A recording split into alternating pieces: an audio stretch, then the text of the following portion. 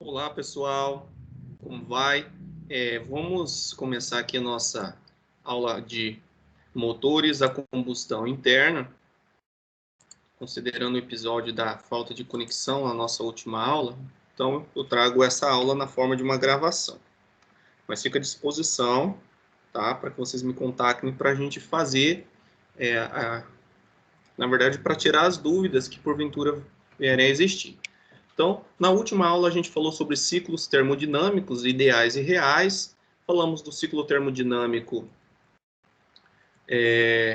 a padrão AR do ciclo Otto, a 4 tempos. Vimos as equações que derivam a eficiência térmica desse ciclo, considerando que um ciclo padrão AR ele se baseia, né, em algumas hipóteses simplificadoras para que a gente consiga, né, aplicar a primeira lei da termodinâmica e conseguir, né, qualitativamente determinar características do ciclo termodinâmico aproximadamente, né, às condições reais. Então, a padrão AR deriva do fato que o fluido ativo é o ar, né? É o ar, um gás perfeito, nós não vamos ter nem admissão nem o escape, por isso que permite a aplicação da primeira lei da termodinâmica. A gente diz também que aqueles processos de compressão e expansão são isoentrópicos, ou seja, não há fornecimento nem perda de calor, então é dito adiabáticos, e reversíveis, tá? Então a gente pode partir de uma expansão e para uma compressão e de uma compressão para uma expansão, sem perdas nessa etapa. A combustão é substituída pelo fornecimento de calor ao fluido ativo por meio de uma fonte quente e é retirado o calor por uma fonte fria em um processo isocórico, ou seja, volume constante, para voltar às condições iniciais. Então, todos esses processos são reversíveis. Então, estas são, na verdade, né, as hipóteses simplificadoras. Então, nós vimos aqui o ciclo Otto padrão AA, o diagrama pressão-volume, né? E aqui nós temos o formato desse diagrama, né? De 1 para 2 ocorre o nosso processo de compressão, aqui o fornecimento de calor por uma fonte quente, aqui acontece a expansão isoentrópica e aqui a perda de calor para a fonte fria. A área, né, formada por esse ciclo é o trabalho líquido. O diagrama temperatura e entropia para o mesmo ciclo, ele representa internamente aqui o calor, né, líquido que resultou no trabalho efetivo. Então, nós não temos a região de escape e nem de admissão nesse diagrama, tá? Então, este é o ciclo Otto. Com base nessas relações de área, a gente consegue determinar a eficiência, assim como também em relação aos calores fornecidos, né, e o que foi rejeitado. Então, essa é a expressão da eficiência térmica do ciclo Otto, tá? Então, a gente pode obter, através dessa razão, entre o calor, que é dispensado à fonte fria, dividido pelo calor efetivamente encaminhado pela fonte quente, né? 1 menos essa razão, a gente obtém a eficiência térmica. Ou nós podemos usar esta expressão aqui de baixo, que é em função da constante adiabática, né? E que é a correlação entre os calores específicos, a pressão e o volume constante. É uma propriedade, né, do fluido ativo, que no caso é o ar, por exemplo, vindo em torno de 1,4, 1,3, depende das condições de temperatura e pressão. Então, a partir da constante adiabática e da razão de compressão do nosso motor, a gente obtém também uma medida de eficiência térmica do ciclo Otto. Fizemos um exercício, né? Vimos também o conceito de potência média do ciclo. Basicamente, a gente vai falar um pouquinho melhor disso na próxima unidade, na próxima sessão. Mas basicamente a potência média do ciclo é como se nós pegássemos, né, uma pressão constante aplicada aí na cabeça do pistão, que produziria, né, o mesmo trabalho, né, gerado aqui pelo ciclo, onde a pressão, né, a gente percebe que ela varia nesse ciclo. Então, a pressão média do ciclo é essa pressão que, se aplicada constantemente na cabeça do pistão, forneceria o mesmo trabalho do ciclo. e essa é a expressão. Então, ela é em função do trabalho do ciclo dividido pela cilindrada unitária. Lembrando que que trabalho, né? No caso, para nós, é integral de pressão vezes a variação de volume. Então, assim, a gente pode fazer uma analogia aí. Então, é integral daquela curva PDV e a gente obtém o trabalho. E aqui foi isolado a pressão média que produz o mesmo trabalho. E a potência, né, gerada por um ciclo é dado por essa expressão. É em função do trabalho vezes a rotação do motor dividido pelo fator de tempos. O fator de tempos é quantos tempos, ou seja, quantas rotações eu preciso dar no eixo de manivelas para gerar um trabalho. Né? No caso do ciclo Otto, 4 tempos, ou diesel, né? O fator de tempos é igual a 2, e a 2 tempos é igual a 1, tendo em vista que o motor a 2 tempos, uma volta completa no eixo de manivelas gera o trabalho líquido. Então, nós fizemos um exercício, né? E na aula de hoje, a gente vai focar um pouquinho agora no diagrama PV, né? Pressão, volume e temperatura e entropia para o ciclo diesel, tá? Padrão a ar. Então, esse aqui é o ciclo ideal. A única diferença que a gente observa, né, entre o ciclo diesel e o ciclo Otto refere-se ao processo de fornecimento de calor, tá? Ao fluido ativo. Enquanto, né, o ciclo Otto, o fornecimento de calor, ele acontece aqui, né, a volume constante, ou seja, é um processo isocórico. No ciclo diesel, ele é a pressão constante. A gente diz que é um processo de fornecimento de calor isobárico, tá? Bom, na prática, né, o patamar de pressão que a gente está observando aqui, ele só é observado quando a gente trabalha com motores muito lentos. Então, os diagramas reais dos ciclos Otto e diesel eles são bem semelhantes quanto a esse formato aqui. Bom, com relação às áreas, né, dentro dos diagramas, seguem a mesma analogia que nós fizemos anteriormente. Então, a área entre o diagrama PV é o trabalho líquido e a área aqui entre o diagrama temperatura e entropia é o calor líquido. Então, dessa forma, a gente obtém também as expressões de eficiência térmica do ciclo diesel. Tá? Então, em função aqui as razões de compressão, as temperaturas no final do fornecimento de calor dividido pela temperatura inicial, então é essa razão, e a gente tem essa expressão. Ok? Bom, se a gente pegar uma mesma razão de compressão, né, que está aqui embaixo, né? Por exemplo, razão de compressão igual a 10. Essa linha verde é o ciclo diesel, essas duas aqui, né? E essa aqui é o ciclo, a linha que refere-se ao comportamento do ciclo Otto. Vou fazer a marcação em vermelho, tentar, porque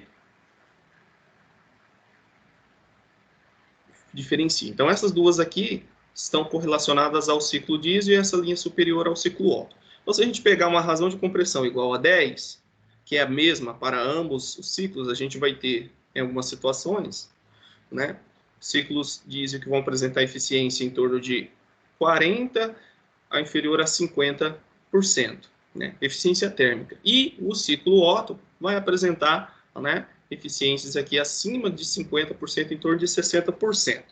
Então, a gente observa, né, que em uma mesma taxa de compressão ou relação de compressão, a eficiência de um ciclo Otto é sempre maior que a do ciclo diesel. Isso é, né, a combustão que ocorre a um volume constante é mais eficiente que quando ocorre a pressão constante. Só que é importante lembrar, né, que na prática o ciclo diesel pode operar com razões de compressão maiores que a do ciclo Otto, tendo em vista que se for razões de compressão muito grandes, a gente pode atingir taxas, né, de ignição do fluido ativo e vai ocorrer a ignição espontânea, né? Então, comparar razões de compressão entre o ciclo diesel não é uma comparação extremamente razoável. Ok? Bom, feita essa comparação, vamos seguindo um pouco. Bom, eu mencionei que na prática, né, nem o motor por ignição por faísca, nem o motor por ignição espontânea, eles vão funcionar respeitando aquele ciclo ideal. Tá? O que a gente pode observar é um comportamento basicamente como apresentado aqui nesta figura.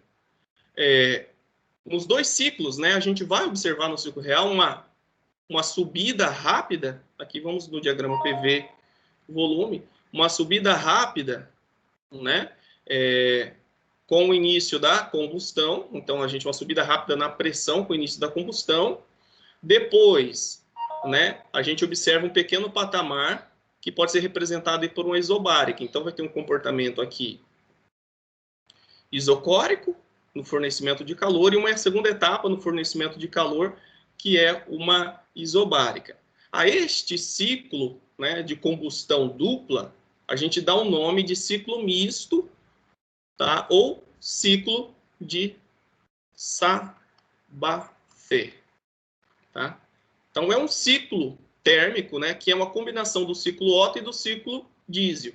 Então, onde o calor, aqui vamos olhar a temperatura e entropia, onde o calor ele é adicionado parcialmente a volume constante, parcialmente a pressão constante. Né? Então, o que isso significa? Né? O significado disso é que se tem mais tempo disponível para que a combustão do combustível, né, aconteça completamente. Né? Porque nós vamos ter um atraso aí na combustão do combustível. E se a gente olhar o ciclo ideal, a gente observa que a combustão acontece instantaneamente, mas isso não é verdade. Né? Então, este é o ciclo misto de Sabatier, que ele chega a resultados teóricos mais próximos das condições reais que a gente observa. E aqui é a eficiência, né? Que é em razão das pressões, dos volumes e aqui da nossa constante adiabática. Então, o diagrama ele começa com a compressão, né? Compressão isentrópica, a entropia constante. Depois ele vem a adição de calor a volume constante, que é essa parte aqui. Depois, a adição de calor à pressão constante, essa outra parte. E aqui é uma expansão, né, isentrópica. Né, isentrópica, que é adiabática e reversível, ou seja, não há fornecimento e nem perda de calor. E depois acontece a rejeição de calor em volume constante. Vamos agora, né, fazer uma comparação entre o ciclo Otto padrão a ar com o real. Obviamente, essa comparação pode ser adaptada, né, a qualquer um dos ciclos reais. O que nós observamos, né, aqui internamente é o nosso ciclo indicado ou ciclo padrão a ar, né, para o motor ciclo Otto, e aqui externamente o ciclo, vamos ver aqui se eu estou trocando, né? Bom, externamente, na verdade, é o ciclo teórico, aqui, e internamente, né, é o ciclo real. É que está um pouco confuso porque está um sobreposto ao outro. O mais interessante que nós devemos observar são essas regiões aqui. Ó. São regiões que demonstram uma diferença entre um ciclo e outro. Então, basicamente, a gente vai ter aí uma diferença, né, do trabalho útil quando a gente compara o ciclo real com o ciclo indicado, 80%. O trabalho, o que eu posso dizer é assim, é que o trabalho de um ciclo padrão a ar, como que eu digo isso, né? Então, o trabalho do ciclo real, né, vamos considerar aqui, ele é 80% do trabalho do ciclo padrão. Tá?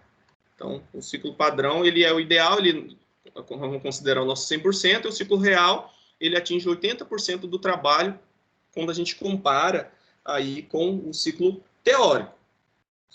Por quê? Né? Porque, como a gente sabe, a gente faz algumas adota algumas simplificações que permite essa aproximação, é até relativamente razoável, né? Mas nós vamos observar esses afastamentos porque nós temos o fluido ativo que tem um comportamento próprio, né? E vai gerar essas discrepâncias ainda observadas.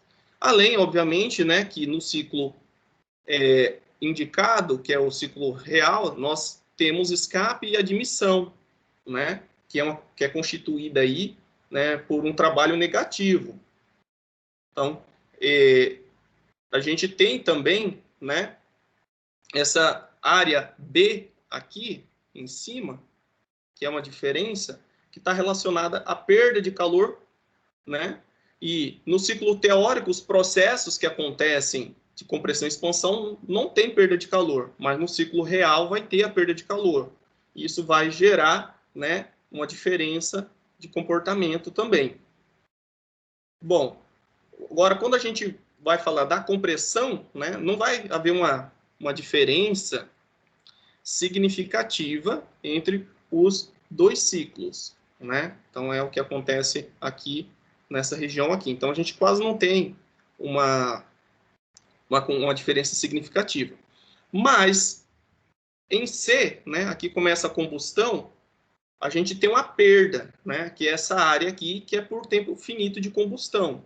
Ou seja, no ciclo real, a combustão ela ocorre em um determinado tempo, tá, em relação à velocidade do pistão. E no ciclo teórico, como eu comentei, a combustão é instantânea. E aqui em D, né, nós temos as perdas no escape, né? Nós temos a abertura de válvulas do escapamento e fechamento dessas válvulas, então isso também gera uma perda, tá? E no ciclo teórico a gente substitui esse escape pela expansão isocórica, ou seja, o calor é cedido aí para um reservatório frio, e aqui nós temos a saída por gases, né, de combustão. Então isso tudo vai fazer com que o ciclo Otto real tenha 80%, né, do trabalho realizado no ciclo padrão a ar correspondente. Então, essas comparações podem ser estendidas para os demais ciclos. Vamos fazer um exercício para a gente fechar a seção 1.2, né? E na próxima aula a gente fala da seção 1.3. Então, o exercício ele traz o seguinte, né? Nós temos um motor Otto a 4 tempos, 6 cilindros, e tem essas informações: o diâmetro do pistão, o curso do pistão, a rotação. Aqui nós temos a potência do ciclo em kW e a relação de compressão. Aqui tem os dados com relação, no início do curso da compressão, a pressão é igual a 0,1 MPa e a temperatura é de 15 graus. E aqui a constante adiabática de 1,4. Pede-se que se calcule a eficiência térmica, o trabalho de ciclo e a pressão média.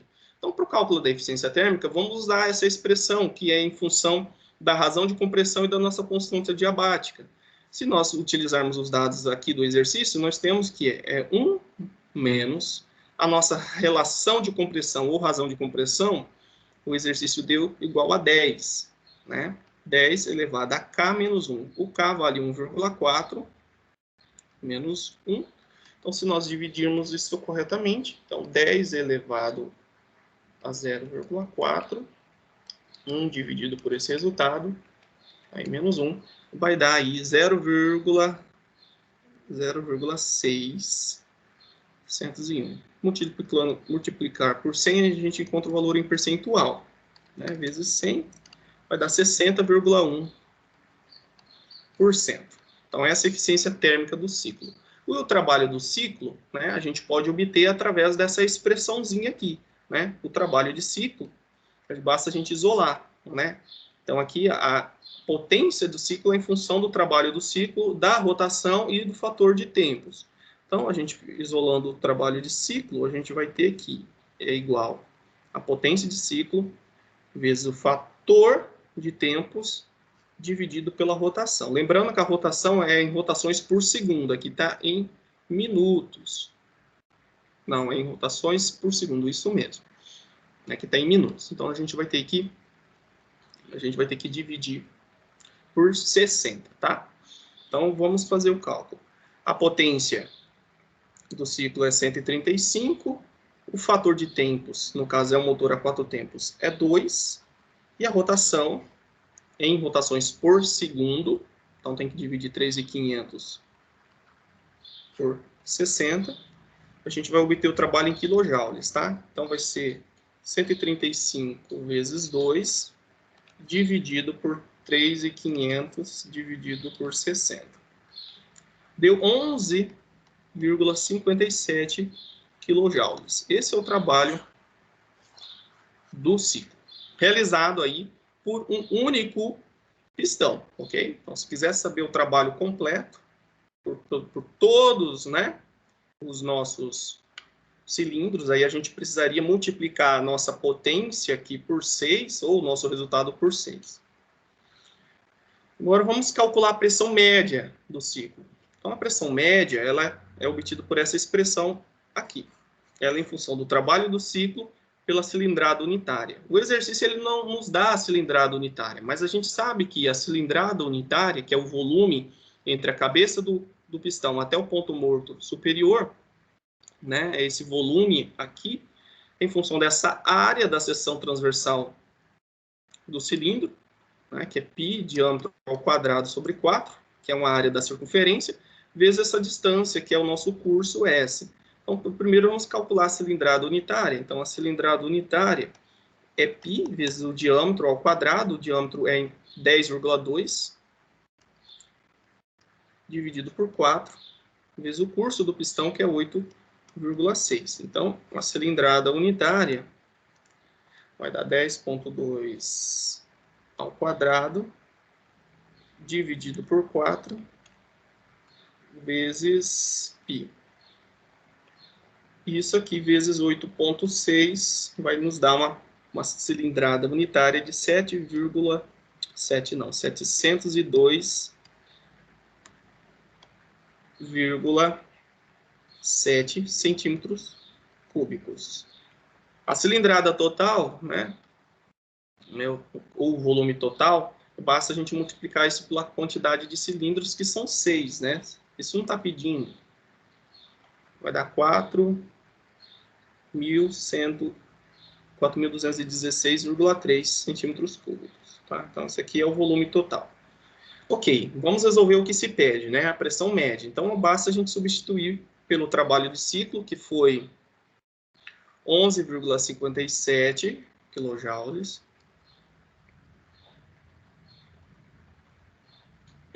Dividido por 702,7. A gente fazer a divisão. 702,7. Multiplicar por 1.000, né? Porque está em quilojoules ali.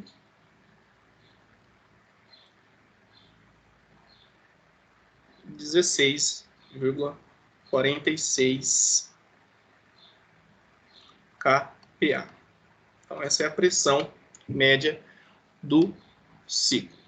Ok? Então, a gente finaliza essa unidade, né? Unidade não, essa seção 1.2. Vou deixar esses exercícios para que vocês possam praticar, tá? Vou disponibilizar no AVA para vocês, são 4 exercícios. Nesta aula são 3, aí na outra mais um, né? 4 exercícios. Então, nos vemos na próxima aula. Até mais, pessoal. Bons estudos.